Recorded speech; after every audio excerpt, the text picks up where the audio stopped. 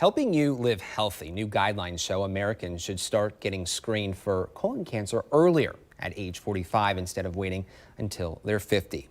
The U.S. Preventative Services Task Force says it's time for the change because colorectal cancer is appearing more in younger adults. Colon cancer is the third leading cause of death among cancer diagnoses, and this year, almost 53,000 deaths are expected to happen. Dr. Timothy Woodward from Mayo Clinic joins us now to talk more about this. Good morning, sir. Good morning. Thanks for having me on. Oh, absolutely. As a doctor, when you saw this recommendation, the results from this study, what was your immediate reaction, your thoughts?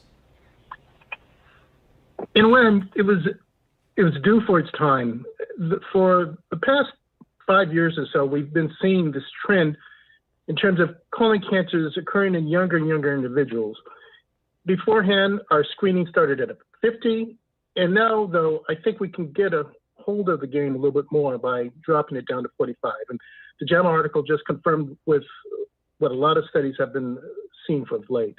You know, so often we see that threshold dropping because the number of cases are increasing among people who are younger. Who is it that's setting these, you know, we talk about these task force, but who is it that are setting these thresholds for these ages? Why aren't they younger if we are seeing more cases? Why are we constantly playing catch up and not being in front of it? Because we're getting more information. Beforehand, you have to sort of think about it this way. Up until about the mid-70s or so, colon cancer was a problem that we only understood as it came to us as physicians with symptoms. Mm-hmm. The task force over the course of time found that by eliminating polyps, we can actually sort of steer the course and steer the effect of and management of therapy in terms of we can actually decrease cancers. And so we're playing catch up because we didn't have the modalities that we have now in terms of removing the polyps, which are the precancerous growths. As time goes on, we begin to see more and more benefit from doing earlier interventions. And so now we're sort of beginning to see that point. The key thing, though, is that what's disturbing is that beforehand, colon cancer was a disease of older individuals. Now, though, the trend is shown by looking at the cancer data, the epidemiologic data, that it's occurring in younger and younger individuals. So that's the rationale for what seems like catch-up, is that we're really just sort of making sure and pulling in all the different abnormalities that are seen and trying to address those. We're obviously addressing the age this morning, but are we also seeing it impact particular groups of people, whether that be men or women, black folks, white folks?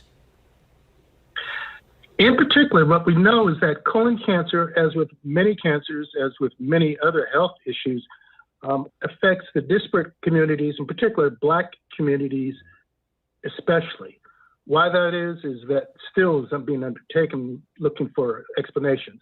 One has to do with, most importantly, is probably environmental issues, health issues in terms of distribution, and epigenetic effects. All these factors come into play as to why we have cancers in this population. Because of that, about 5 years or so ago, we're beginning to take into account this change, this difference.